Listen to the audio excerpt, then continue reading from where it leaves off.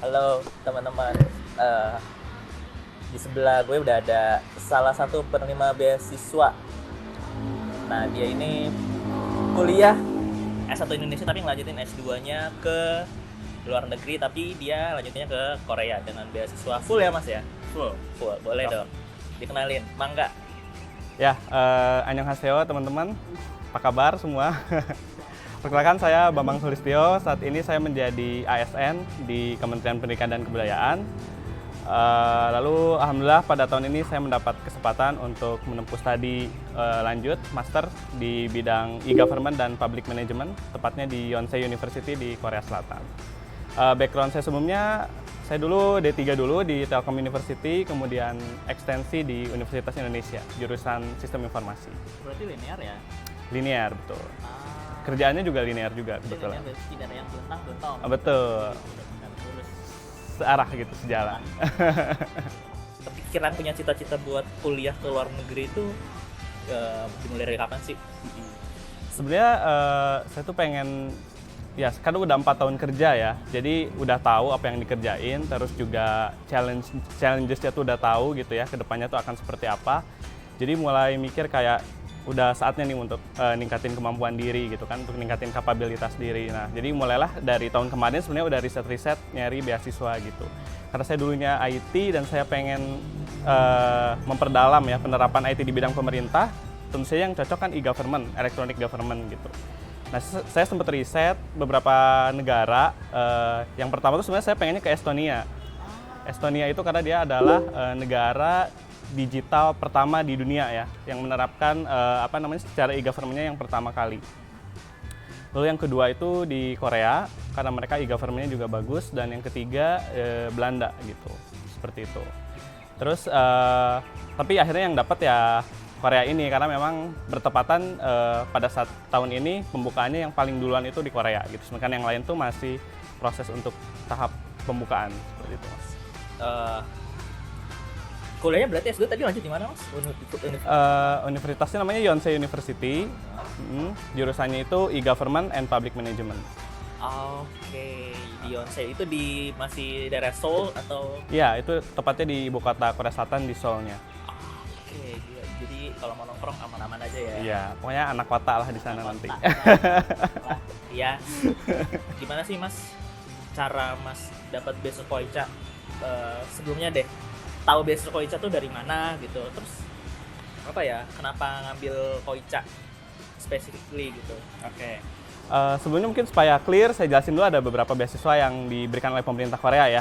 Yang pertama itu adalah KGSP atau Korea Government Scholarship Program, tapi yang sekarang sudah ganti nama nih, jadi GKS. Nah, atau Global Korean Scholarship. Ini tuh beasiswa yang diberikan oleh Kementerian Pendidikan Korea. Itu diberikan kepada masyarakat umum yang ingin kuliah dari jenjang D3 sampai S3. Oh, D3 pun ada? D3 pun ada untuk KGSP ya. Kuotanya sendiri untuk Indonesia itu lumayan banyak ya, sekitar 30-an gitu dari D3 sampai S3 itu.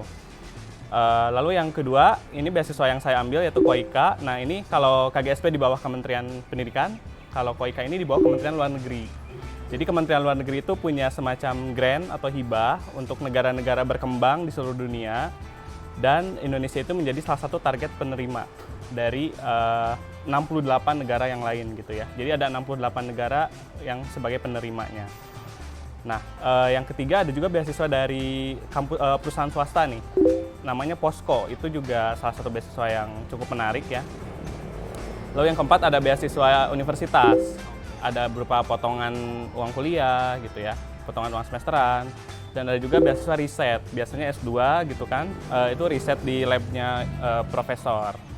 Nah, dulu tahunya beasiswa KOIKA dari mana? Dulu itu dapat informasi dari teman nih. Teman ada yang informasiin, katanya ini ada beasiswa yang lumayan segmented nih. Jadi beasiswanya itu hanya diperuntukkan untuk government agencies, government employee, terus NGO juga bisa, terus juga pegawai universitas juga bisa, juga private sector juga bisa, selama ada rekomendasi dari kementerian terkait.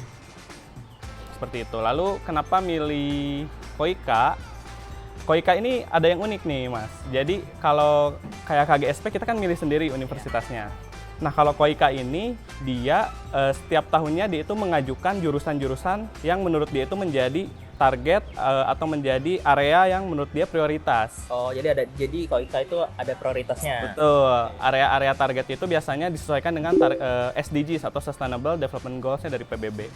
Jadi jurusannya itu sudah ditentukan di awal, mulai dari energy policy, terus gender development, terus juga ada social economy, sampai yang berbau IT seperti techno ICT policy, terus kemudian yang saya ambil e-government seperti itu.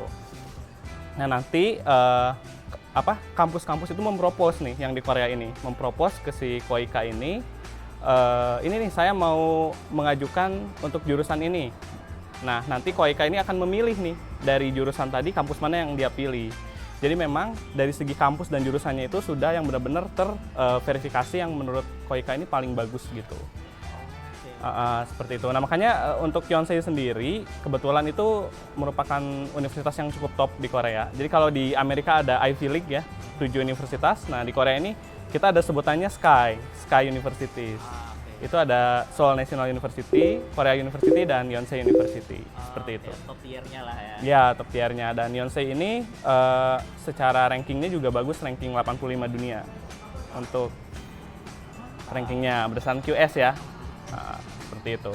Dan juga memang public administration itu jadi leading sektornya juga untuk universitas mereka. Jadi jurusan yang cukup favorit di sana gitu. Di luar yang kedokteran ya. Berarti kalau misalnya mau ngambil komunikasi nih, tapi pengennya Koika, berarti ya tergantung topik yang sedang dibicarakan oleh PBB dong. Kalau misalnya pada saat kita mau melamar secara komunikasi masuk gitu misalkan, berarti ya bisa masuk gitu kan.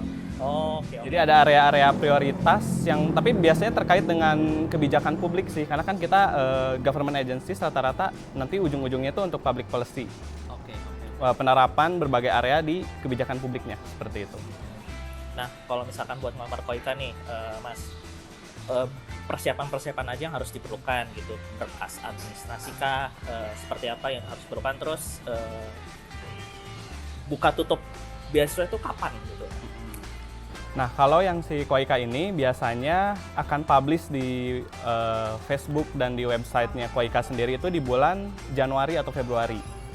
Nah, karena orang Korea itu menganut budaya pali-pali ya, atau cepet-cepet gitu. Walaupun lagi masa pandemi gini, mereka tetap strict to the plan gitu ya. Mereka tetap konsisten, pokoknya September itu sudah mulai perkuliahan gitu, terlepas dari ada pandemi ini. Jadi memang proses seleksinya lumayan cepat, dari Februari dibuka, April itu sudah mulai seleksi tahap pertama, sampai Juli itu sudah tes kesehatan. Nah, apa saja sih yang diminta dari si Koika ini? Yang pertama itu usia di bawah 40 tahun. Yang kedua itu memiliki pengalaman bekerja di bidang pemerintahan, di NGO atau di private sector minimal 2 tahun. Oke, ada minimal pengalaman kerja ya? Betul. Tapi kalau misalkan teman-teman dari NGO atau dari private sector itu harus mendapat surat rekomendasi dari kementeriannya. Okay. Kementerian terkait. Misal saya dari bank nih, Bank BNI, berarti saya dapat rekomendasi dari Kementerian BUMN, seperti itu. Okay. Terus yang lainnya sih sama, relatif sama seperti ijazah gitu ya, ijazah S1 kita, terus transkrip kita yang sudah ditranslasi ke bahasa Inggris. Terus kemudian ada juga untuk dokumen bahasa Inggris, ya kecakapan dalam bahasa Inggris ya, TOEFL atau IELTS atau TOEFL. Skornya berarti berapa?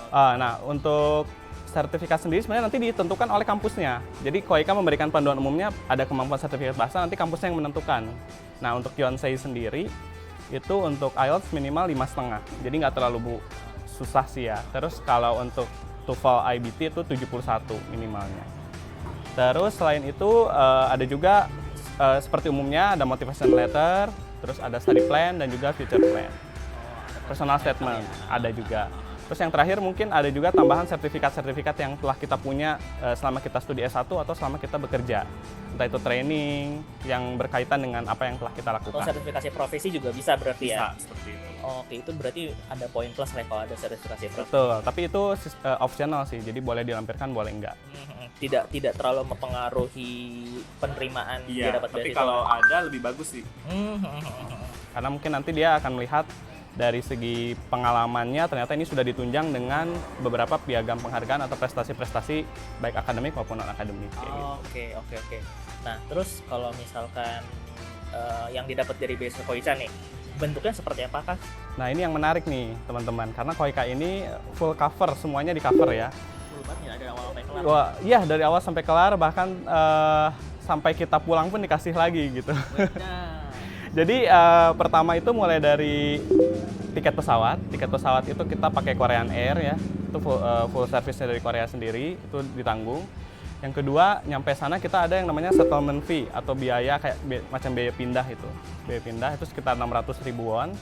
Terus yang ketiga itu biaya kuliah kita tentunya. Biaya kuliah itu mulai dari biaya pendaftaran kampus, tuition fee gitu ya. Itu kan lumayan tuh besar nilainya ya. Itu 4 semester. Lalu untuk living allowance juga dapat. Jadi per bulannya itu dapat sekitar 1 juta won ya. 1 juta won itu sekitar 12 juta rupiah bulan. per bulan. Oh, gede juga ya. Dan yang menariknya biaya asrama itu sudah dibebaskan. Jadi kita tuh cuma tinggal untuk biaya makan, biaya mungkin beli buku, seperti itu aja. Terus asuransi juga udah ditanggung. Terus nanti pas biaya pulangnya juga dikasih lagi 300 ribu won. Itu untuk biaya, ceritanya kita pindah dari sana ke sini gitu, seperti itu. Kalau biaya buat operasi plastik ada nggak? Nah, itu kayaknya harus nyisihin sendiri ya. Seperti itu. Nah, selain itu juga ada yang menarik juga, di dalam programnya itu sudah dikemas dengan field trip. Field trip ke, karena kita kan ASN ya, jadi nanti field tripnya itu juga ke kantor-kantor pemerintahan di sana.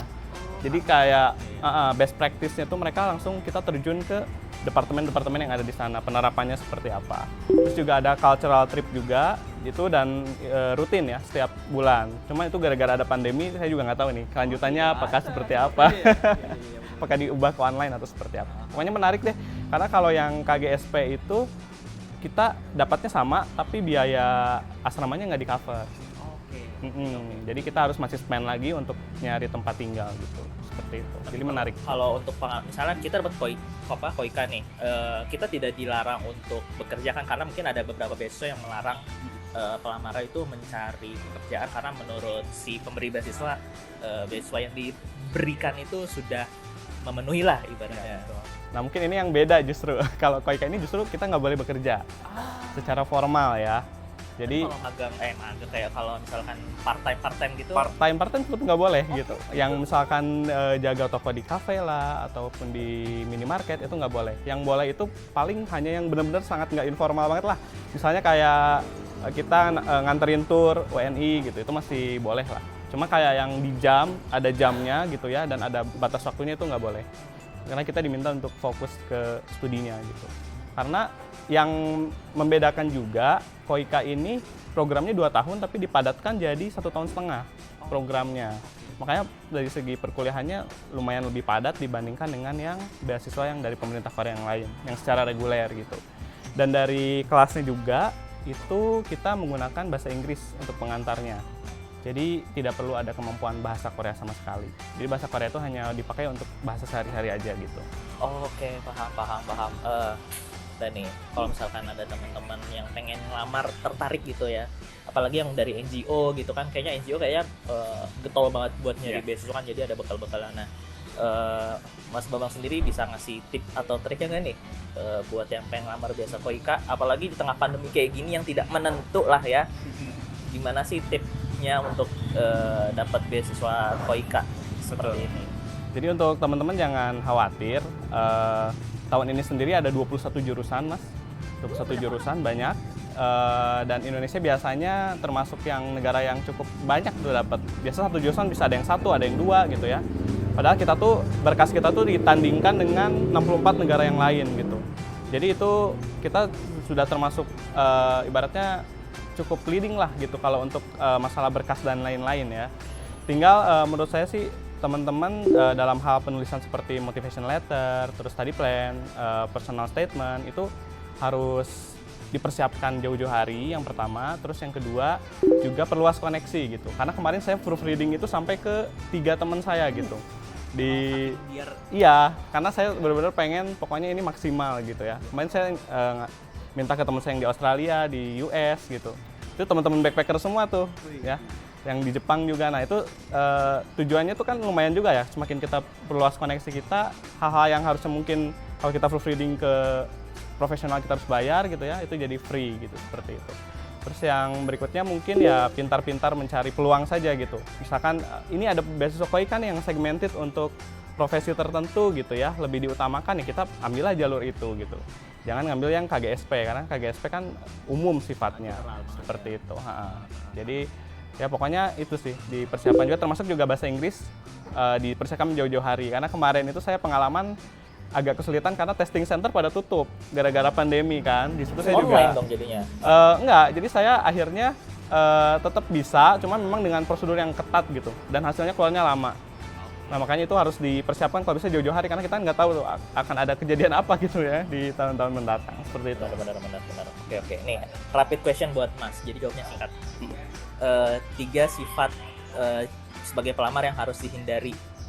3 sifat harus yang pertama jangan suka insecure ya. Aduh teman-teman saya gimana ya, pasti kayaknya lebih bagus nih gitu kan. Terus yang kedua itu harus gigih gitu. Bayangin kalau kemarin lagi pandemi, saya nggak mau nih nyari recommendation letter ke pimpinan saya. Saya kemarin sampai datang ke rumahnya loh.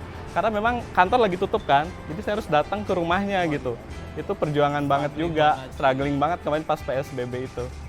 Terus yang ketiga itu harus rajin baca sih, dan rajin riset. Karena beasiswa itu banyak dan kadang apa yang kita buat kalau kita nggak teliti itu membuat kita gagal gara-gara hal sepele gitu. Padahal kita tuh secara kapabilitas kita tuh sebenarnya bisa gitu. Cuma karena ketidaktelitian kita akhirnya membuat kita gagal di tahap awal. Itu dia paling penting terakhir tuh itu riset. Pertanyaan terakhir deh, jawab singkat aja. Setelah lulus nanti dari Korea mau apa, tujuannya apa? Ya, jadi kalau beasiswa ini kan sebetulnya salah satu tujuannya juga adalah untuk meningkatkan hubungan bilateral antara Korea dan Indonesia ya. Jadi tentu saja setelah selesai kita tuh harus pulang gitu. Nggak boleh kita tinggal di sana atau leha-leha atau melamar kerjaan di sana. Kita harus pulang dan mengaplikasikan ilmu yang kita dapat untuk meningkatkan bidang-bidang yang ada di Indonesia nih, terutama misalnya kalau saya e-government, ya ditingkatkan nih kualitas e-government-nya supaya lebih bagus lagi gitu. Karena kan Korea sekarang jadi top global leader nih untuk e-government, peringkat 2 di dunia ya, setelah Denmark ya. Jadi saya rasa itu negara yang cocok lah untuk saya menimba ilmu di sana. Nah nanti gimana nih caranya kita mengaplikasikan apa yang kita pelajari di sana untuk kita terapkan di sini supaya nanti pelayanan publik khususnya, kalau saya kan di bidang pendidikan ya, karena di Kementerian Pendidikan supaya menjadi lebih bagus lagi gitu dan masyarakatnya lebih melek lagi untuk pelayanan publik yang secara elektronik, apalagi di tengah pandemi gini ya, pelayanan publik secara elektronik pasti akan sangat dibutuhkan. Seperti itu. Oke. Kalau misalnya teman-teman yang mau nanya nih, boleh di-share sosmednya nggak? Oh, boleh. Boleh gak nih? Untuk teman-teman yang mungkin kepo soal beasiswa ini atau misal udah tahun depan nih ada rencana melamar dan bingung gitu, ada yang mau ditanyain, boleh nanti add Instagram saya, disebutin apa ditulisin nih Mas? Sebutin boleh, nanti kita taruh di bawah. Oh ya boleh. Jadi tulis nanti @mbambangsulistyo ya, Bambang Sulistyo, seperti itu. Itu udah dijelasin semuanya, sudah tersedia, dikasih channelnya juga, dijabarin semua bentukan kayak gimana. Kalau Anda malas berarti Anda kebangetan. Fix. Betul. Legitimate malas. Tidak membaca. Oke deh, terima kasih Mas Bambang. Sama-sama, seneng juga bisa sharing sama teman-teman, semoga bisa menginspirasi dan semakin banyak nih WNI yang menggali ilmu dan nanti membawa pulang ke Indonesia supaya bangsa ini lebih maju lagi. Betul. Jangan malas membaca. Nuhun pisan. Ya, sama-sama. Dadah.